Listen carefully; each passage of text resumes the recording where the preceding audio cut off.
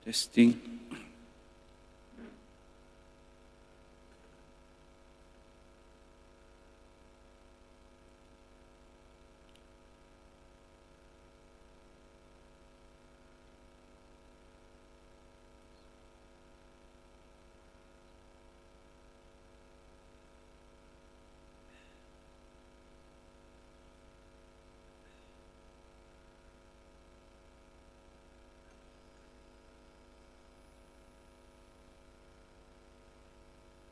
Bismillahirrahmanirrahim. Alhamdulillahi Rabbil Alamin. Salatu wassalamu ala Rasulil Amin wa ala alihi wa sahbihi ajma'in. Amma ba'. Assalamualaikum warahmatullahi wabarakatuh. Alhamdulillah, tuan-tuan dan puan-puan, bersyukur kita hadirat Allah Subhanahu wa taala. Dengan limpah dan kurnia-Nya dapat kita bertemu pada malam ini bagi meneruskan lagi slot kuliah maghrib kita, tuan-tuan dan puan-puan. Maka pada malam ini kita akan pergi kepada satu tajuk yang lain, kerana pada pertemuan yang lalu kita dah berbincang berkaitan dengan corak pembahagian, iaitu nak bagi sama rata ni boleh ke tidak, nak ikut pakatan ni boleh ke tidak, nak ikut faraid sahaja pun boleh ke tidak. Maka pada malam ini kita nak lihat kekangan pembahagian. Pembahagian harta pusaka akan menjadi mudah sekiranya semua waris yang berhak menerimanya berkumpul, berbincang dan seterusnya memberikan persetujuan. Menyebut perkataan berkumpul, berbincang, memberi persetujuan ni mudah, tetapi nak laksanakan bukan mudah seperti yang dikata itu. Kalau kita kata nak berkumpul, barangkali adik-beradik kita ada yang berada di Perlis, kita berada di Bandar Anstek, barangkali ada adik kita yang berada di Sabah. Kita minta nak berkumpul ini, dia kata, "Hang support lah tiket flight aku." Pula dah. Tetapi dia nak bahagiannya dan berbincang dan seterusnya memberikan persetujuan. Maka cara paling mudah membahagikan harta pusaka adalah dengan membahagikan setiap harta mengikut kadar faraid, seperti mana yang kita telah belajar pada sebelum ini. Itu paling cepat dan paling terbaik. Kerana apa? Sebab telah ditetapkan bahagian masing-masing. Hang setuju ke, hang tak setuju ke, hang lelaki ke, hang perempuan ke, maka akan ada bahagiannya di situ. Baik. Bagaimanapun, pembahagian secara muafakat, berbincang tadi ini mempunyai halangan-halangan tertentu dan hanya boleh dilakukan jika mendapat persetujuan daripada semua waris yang akil baligh. Jadi timbul isu, orang yang tidak baligh ni bagaimana kita nak ambil persetujuannya? Adakah dengan kita tanya dia, setuju? Setuju. Maka itu sudah memadai. Dan adakah persetujuan dia itu batal ataupun tidak? Baik. Maka timbul persoalan, bolehkah pembahagian dibuat mengikut pakatan dalam keadaan-keadaan berikut. Yang pertama, waris hilang atau waris tidak dapat dikesan. MH370 termasuk. Yang kedua, ada di kalangan waris ini yang tidak bersetuju. Kita nak buat mengikut pakatan tadi ini, dia tak setuju. Dan keadaan yang ketiga, ada waris itu yang tidak memberikan kerjasama. Ajak bincang pun tak nak, tanya pendirian dia pun tak tahu. Dan yang keempat, terdapat waris kanak-kanak atau yang tidak siuman. Orang gila lah. Baik, kita pergi pada yang pertama.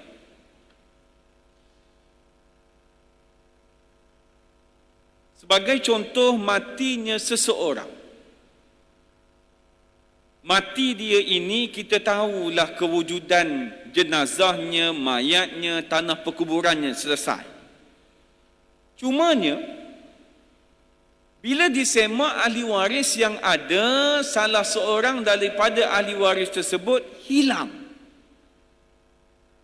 Dan kita pun tak dapat kesan dia berada di mana. Maka pada ketika ini, tuan-tuan dan puan-puan, sekiranya salah seorang daripada waris si mati didapati hilang atau tidak dapat dikesan dan tidak diketahui nasibnya, sama ada dia ini hidup ke mati ke, maka hukumnya beliau dianggap masih hidup sehingga dibuktikan kematiannya itu. Oi, bila masa nak cari ustaz tak jumpa 2 tahun dah ni. Sabar. Atau waris-waris itu mendapat perintah anggapan kematian daripada mahkamah. Jadi yang pertama, hukumnya mestilah dianggap masih hidup sehingga dibuktikan kematiannya. Dan yang kedua, waris tadi mohon di mahkamah perintah anggapan kematian tentang orang yang hilang tersebut. Maka bila sebut perintah anggapan kematian ini, tuan-tuan dan puan-puan, dia ada 2, iaitu mahkamah syariah dan mahkamah sivil. Bila sebut mahkamah syariah, ingat molek. Perintah anggapan kematian yang dikeluarkan oleh mahkamah syariah adalah setelah 4 tahun kehilangan. Mahkamah sivil 7 tahun. Jadi kita nak pergi mahkamah mana? Mahkamah syariah lah. Maka mahkamah syariah akan keluarkan perintah anggapan kematian setelah 4 tahun kehilangan. Contoh, yang hilang ini adalah pilot MH370. Maka dia hilang ini, dia meninggalkan isteri dan anak-anaknya. Maka isteri itu tidak bekerja, takkan nak tunggu sampai 4 tahun nak keluar faraid, tak boleh sebab perintah anggapan kematian belum lagi keluar dan belum lagi boleh dimohon.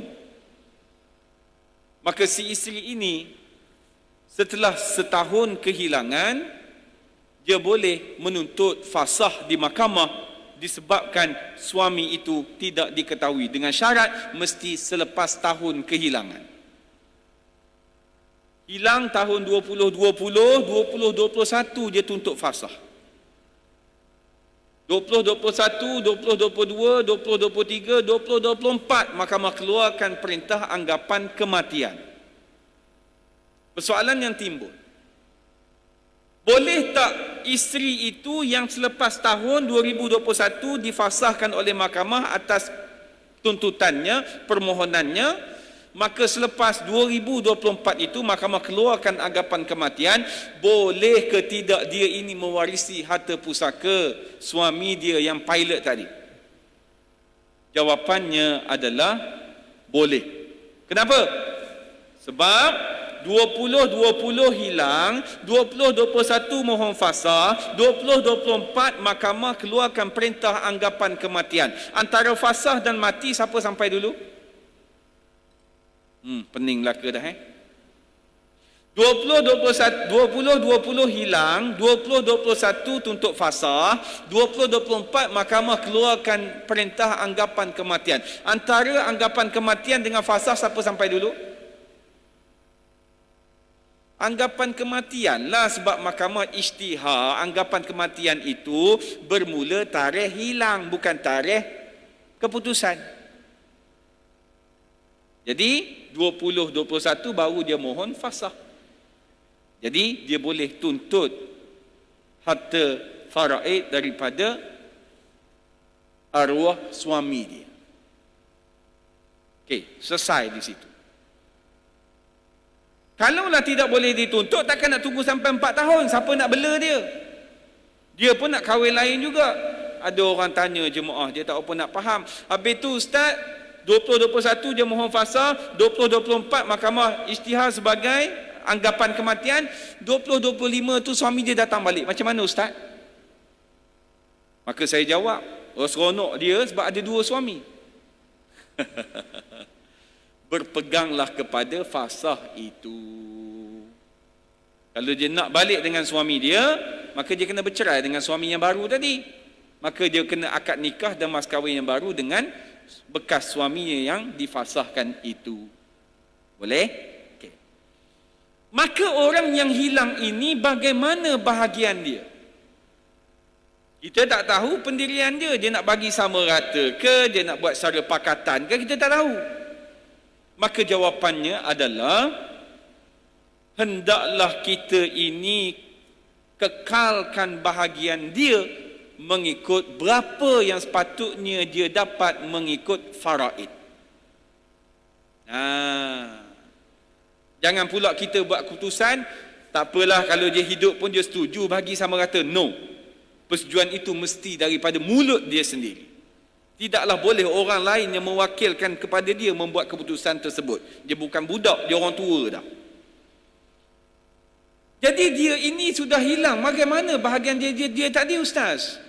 Jawapannya adalah, bahagiannya tadi diberikan pula kepada ahli waris dia, isteri, anak-anak dia. Itu jawapannya. Nombor 1 selesai. Kita pergi pada nombor 2.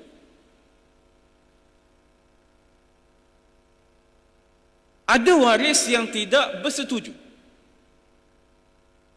Makna kata, dalam keadaan kita dah berbincang adik-beradik ini, ada seorang tidak bersetuju. Dia tidak bersetuju tentang apa? Dia tidak bersetuju untuk pembahagian itu mengikut pakatan. Contoh, kita ada 5 beradik. 5 ini sahaja yang boleh mewarisi harta pusaka si mati ini. Maka 4 setuju untuk secara pakatan bahagi sama rata, tapi yang seorang ini tidak setuju. Masih boleh ataupun tidak kita jalankan pakatan membahagikan sama rata tersebut?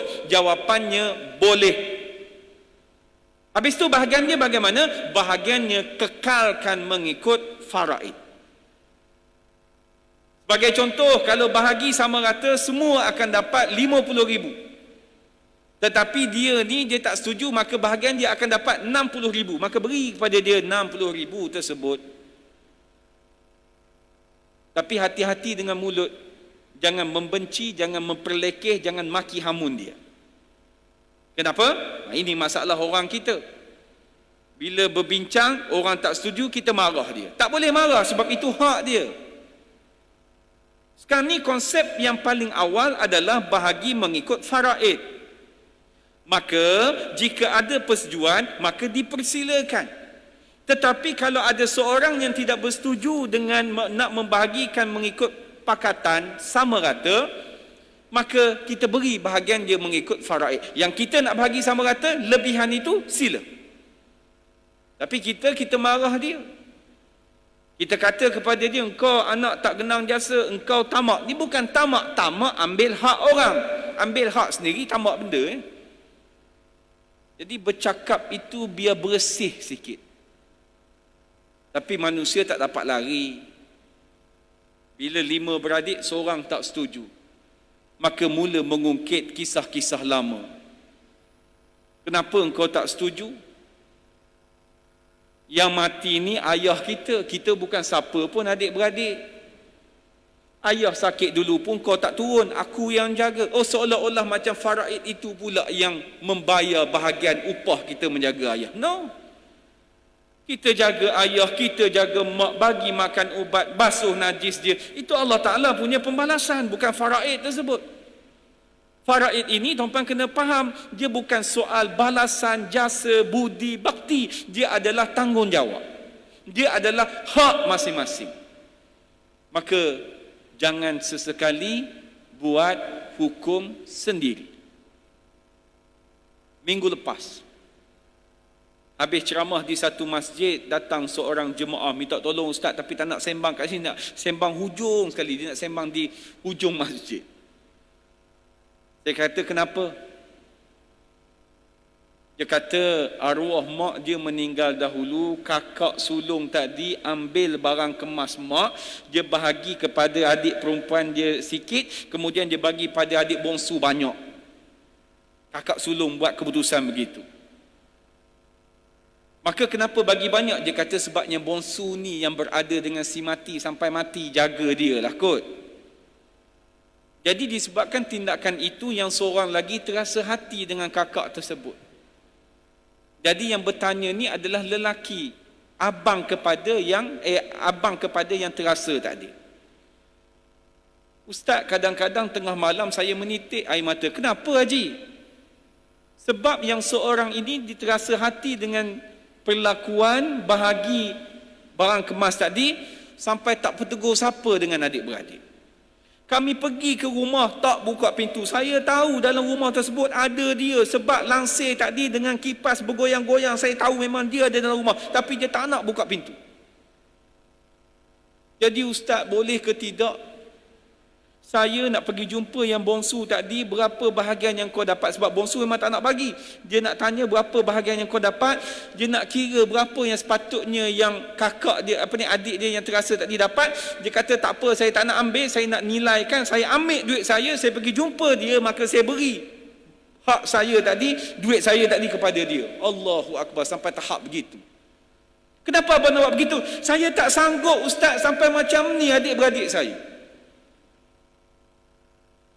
Tengok, orang yang nak menyatukan silaturahim sampai sanggup mengeluarkan duit asalkan engkau bersatu dengan kami. Ini orang yang memikirkan akhirat. Dia tak nak family dia jadi seperti family orang lain. Sebab itu hidup di dunia ni tuan-tuan dan puan-puan, barangkali tuan-tuan dan puan-puan, tuan-tuan haji, puan-puan hajah umur 60, 70 sampai 80 meninggal. Cuba lihat mak ayah kita, datuk nenek kita, agak-agaknya dia hidup di dunia dengan hidup di kubur, mana lebih lama? Kita boleh kata ke kiamat 2 minggu lagi? Tak. Kita boleh kata tak kiamat lagi 1000 tahun? Boleh. Maka rupa-rupanya kehidupan dalam kubur lebih lama daripada kehidupan di dunia. Jadi di dunia ini yang kita duk minta selama ini kepada Allah, kita minta apa?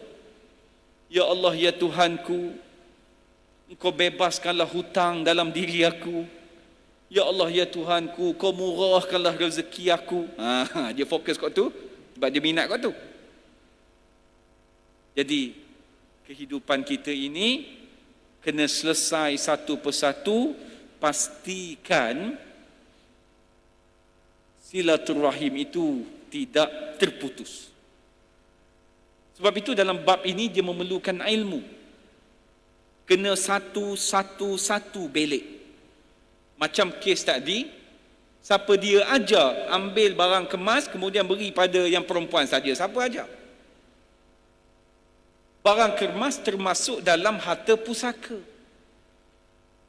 Jangan ingat bila dia nama barang kemas hanya perempuan saja yang pakai, maka layak yang mendapatnya adalah perempuan sahaja. Ini ajaran karut. Jangan duk buat ajaran-ajaran yang pelik-pelik begini.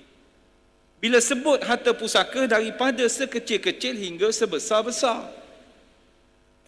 Bajunya, kopiahnya, jubahnya, tali pinggangnya, kasut, jam, duit, ASB, tabung haji, rumah, asal nama dia, asal milik dia, maka itu adalah harta pusaka. Maka kena bincang, kena kumpul, kena nilai. Tapi dah terlajak pandai, maka buat keputusan begitu, maka endingnya jadi seperti mana yang saya nyatakan tadi. Baik. Maka bila ada waris yang tidak bersetuju, kita serahkan bahagian dia mengikut faraid. Itu permasalahan yang kedua. Kita pergi pada yang ketiga, ada waris yang tidak memberikan kerjasama. Waris yang tidak memberikan kerjasama ni tuan-tuan dan puan-puan, Waris itu kita tak tahu maklumat pendiriannya bagaimana. Engkau ni nak bahagi sama rata ke pakatan ke engkau nak bagi mengikut faraid, tak tahu. Hello, datang rumah aku minggu depan, kita bincang bab harta pusaka. Tengok aku datang, tak datang. Telefon, weh orang nak tanya ni, bagaimana ni kau punya pendirian? Tak maaf, tak nak masuk campur. Pula dah. Ada jenis begini. Ada tu dia terasa hati kat mana tu. Maka orang begini tuan-tuan dan puan-puan, bila kita tidak tahu standnya bagaimana, maka tuan-tuan dan puan-puan kena bahagi kepada dia mengikut faraid. Kena berilah bahagiannya mengikut faraid. Tapi nak beri ini pun bukan mudah. Sebab dia tak beri kerjasama, jumpa pun tak boleh, nombor akaun dia kita tak tahu nak transfer macam mana. Nak tahu rumah dia pun tak tahu di mana, sebab dia memang tak nak beri kerjasama. Barangkali dah bergaduh jauh dah. Ada satu kes, siapa yang terasa ambil lah, tak terasa tak apa. Di hadapan saya ini macam-macam umur. Ada yang tua, ada yang muda, ada yang pertengahan. Masing-masing dengan kisah kehidupan masing-masing dahulu kala. Ada seorang ini bertanya kepada saya. Dia kata, Ustaz, apa hukumnya saya ini membahagikan siap-siap kepada abang saya? Sebab saya tak jumpa abang saya di mana. Kenapa?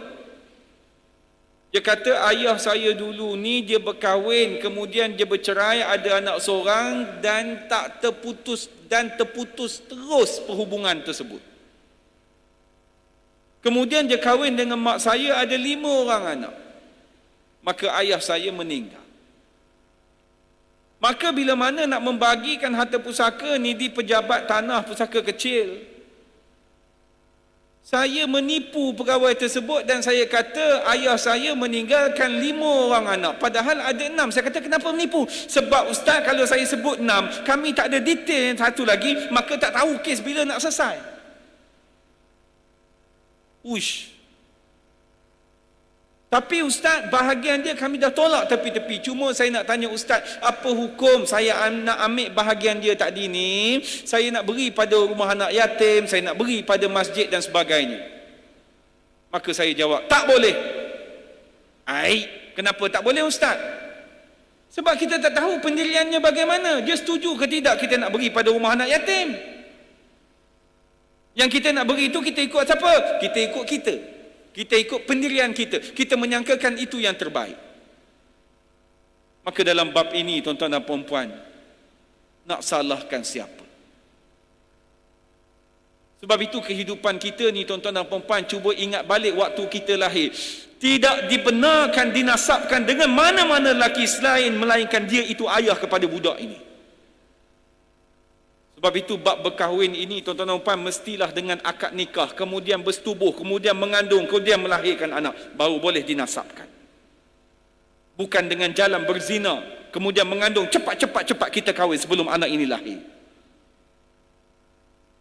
Kemudian peringkat yang kedua, seorang perempuan nak berkahwin menggunakan walinya, dia bergaduh dengan ayahnya, maka dia suruh abangnya mewalikan dia, tidak dibenarkan. Sebab apa? Sebab yang boleh berpindah disebabkan ayah itu mati atau ayah itu disabitkan fasik oleh mahkamah syariah. Yang ketiga, bila mana mati kena cari siapa dia ahli waris kepada si mati ini. Maka dalam kes tadi, anak dia dengan isteri pertama dulu yang dia bercerai hidup adalah ahli waris kepada dia. Maka tuan-tuan dan puan-puan ambil iktibar. Siapa-siapa yang tergolong dalam golongan ini, yang jauh sila didekatkan, yang terputus sila sambungkan balik. Minta maaf, minta ampun, mintalah segala-galanya supaya silaturahim itu tidak terputus sebelum kita menutup mata. Kalau kita dah menutup mata, maka menyusahkan ahli waris kita pula nak pergi cari siapa dia. Adakah ini dikira sebagai hutang? Hak dia betul. Disebabkan kita tidak kenalkan dengan anak-anak kita siapa ni. Walaupun bercerai dulu, kita tidak buat yang sewajarnya, maka hak orang itu hanyut begitu sahaja. Hak tetap hak, selagi mana orang itu tidak halalkan, selagi mana orang itu tidak menyatakan pendiriannya, maka dia tetap mempunyai hak tersebut. Okey. Yang keempat, terdapat waris kanak-kanak atau tidak siuman. Rupanya dalam ahli waris kita ni ada budak-budak. Kemudian ada yang tidak siuman. Maka pada ketika ini tuan-tuan dan puan-puan,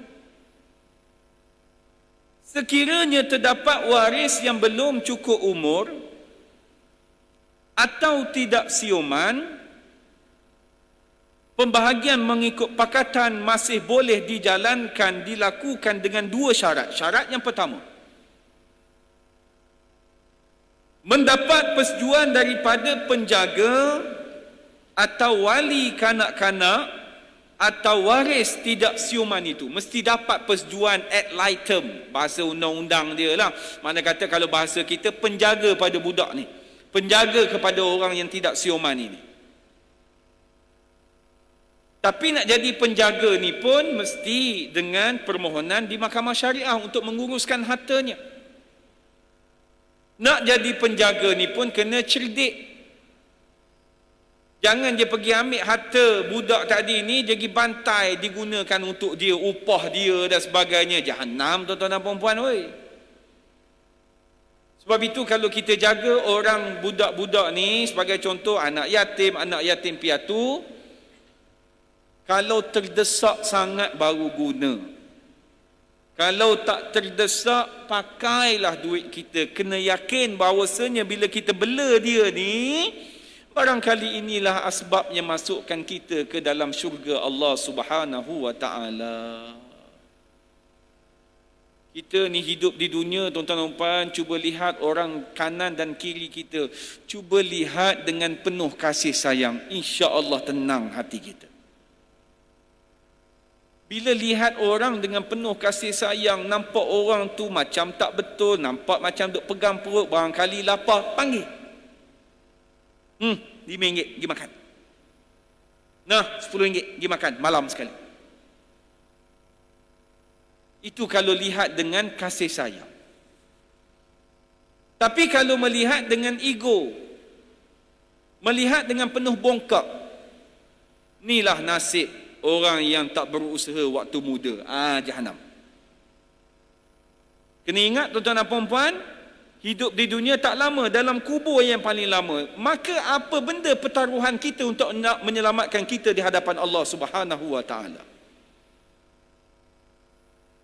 Masing-masing dengan strategi masing-masing. Saya dengan strategi saya, Tuan Imam dengan strategi dia, Tuan Haji dengan strategi Tuan Haji.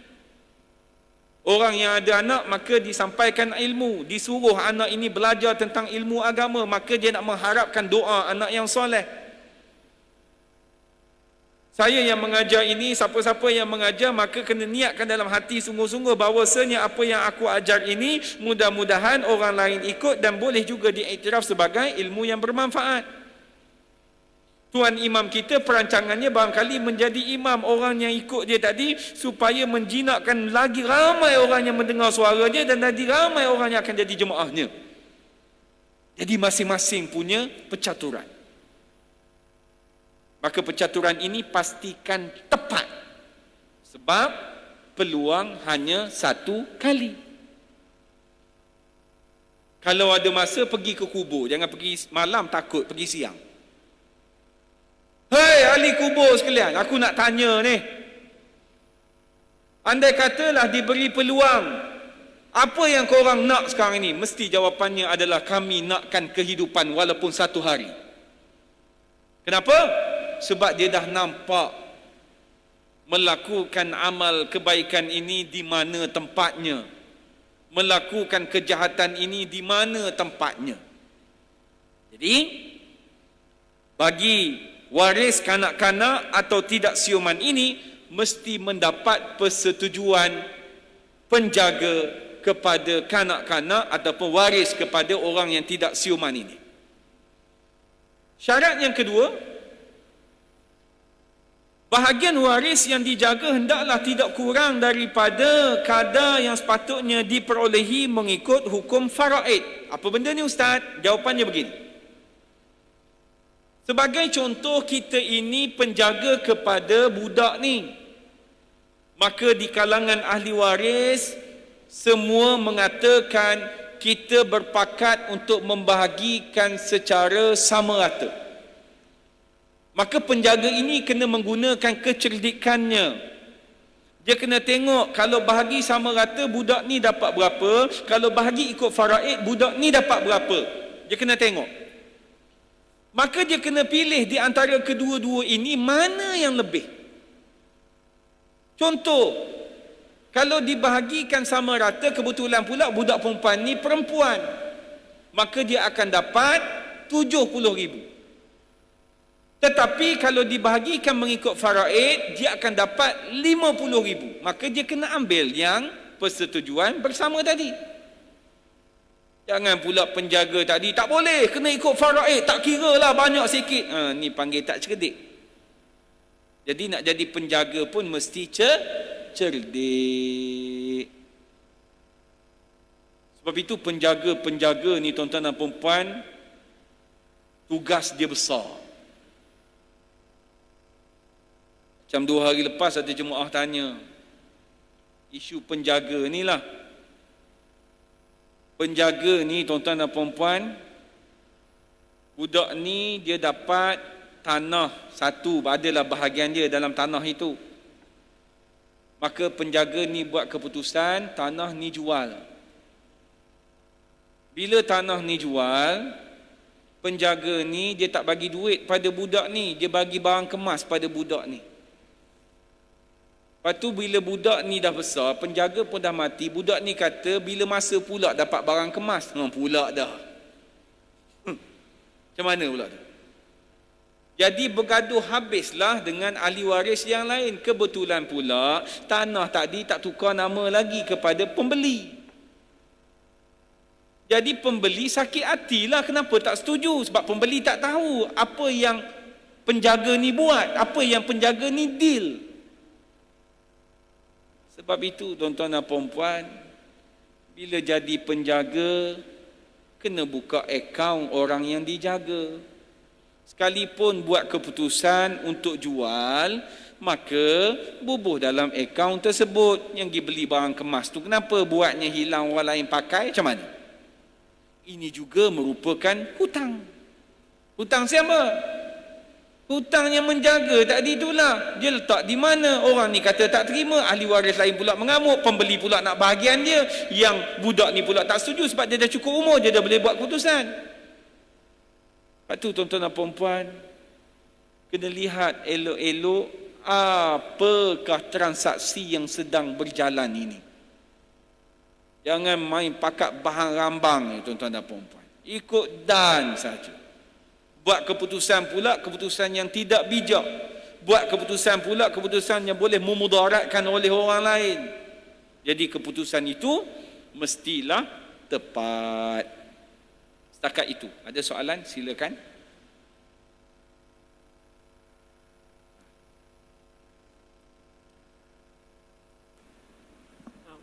Assalamualaikum Ustaz. Salam. Saya masa bujang dulu ada beli rumah. Ya. Masa saya bujang dulu saya ada beli rumah. Masa Tuan Haji bujang dulu, Haji ada rumah. Dah ada beli rumah. Kat mana? Kat Shah Alam. Lepas tu andai kata saya meninggal. Andai kata Tuan Haji meninggal. Ya, rumah tak meninggal tu, lagi setakat ni kan? Saya belum. Okey. Kemudian andai kata saya meninggal, lepas tu rumah tu adik-beradik saya boleh tuntut ke? sekarang ini Tuan Haji hidup meninggalkan, ada siapa dengan Tuan Haji sekarang ni? Isteri ada? Masa tu saya bujang tu tak ada isteri lah. Dah. Sekarang ni sekarang rumah tu Haji beli waktu bujang. Ya, betul. Sekarang ni rumah tu ada lagi atas nama Haji. Ya. Soalan saya, sekarang ni yang ada dengan haji, isteri haji. Isteri ada tak? Ada. Berapa orang? Satu je. Seorang. Kenapa takut? Saya tanya. Ya, saya pun terkejut ni. Ha? Saya pun terkejut juga yang satu. Isteri seorang. Dah isteri dua pun tak apa. Seorang. Okey, kemudian anak 5. Anak 5. Ada lelaki ada perempuan? Ada. Lelaki berapa orang? Lelaki 3, perempuan 2. Lelaki 3, Perempuan 2. perempuan 2. Isteri seorang. Ya je. Okey. Jadi soalan Tuan Haji pada saya, bila mana Tuan Haji meninggal, adakah adik-beradik Tuan Haji akan mewarisi harta Tuan Haji, rumah di Shah Alam tersebut? Yang masa saya bujang dulu lah, Shah Alam tu. Boleh Macam mana? Yang ialah rumah yang saya bujang dululah. Jangan cerita rumah bujang tu, makna kata rumah yang Tuan Haji ada sekarang ni lah, di Shah Alam tu, betul? Betul? Okey. Jadi jawapannya adalah, isteri Tuan Haji akan dapat 1/8 daripada rumah tersebut, dan anak-anak Tuan Haji disebabkan ada 3 lelaki, 2 bahagian seorang, 3 darab 2, 6, 2 perempuan, maka 8. Jadi rumah tersebut kepada anak akan dapat asabah, 2 bahagian lelaki dan 1 bahagian pada perempuan. Walaupun rumah tu masa tu saya beli bujang sebelum menikah lagi. Macam mana? Rumah tu masa tu saya beli. Haji bukan ni, Haji? Bukan. Oh. Tak dengar. Rumah tu masa saya beli, masa saya bujang. Tak apa. Tak apa. Oh, gitu. Rumah itu Haji beli waktu bujang. Ya. Kemudian? Lepas tu saya menikah, saya beli rumah lain lah, kongsi dengan isteri saya. Tak apa. Sekarang ni nak cerita tentang rumah tersebut. Macam mana kalau saya meninggal, rumah yang saya beli masa bujang tu boleh ke adik-beradik saya menuntut? Tak ada. Tak boleh.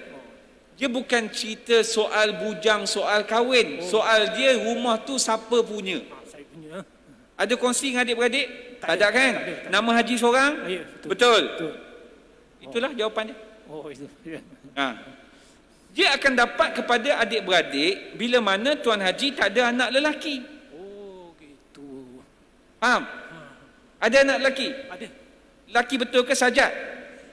Lelaki kan? Lelaki okeylah. Gurau. Okey, baik. Ada soalan lain? Ada soalan? Takut je lah nak tanya. Ada tak ada soalan lain? Tak ada. Okey? Ada lagi? Tak ada Ada di Facebook ke?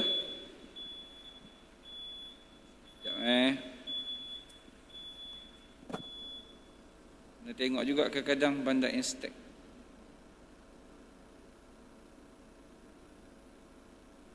Ada Ustaz soalan? Tak ada. Semua gambar love saja. Nak kata love tu mencintai tu. Perempuan pula tu Zurina Rohani. Okey? Jadi sekadar itu saja. Kita berjumpa lagi di lain waktu, lain ketika.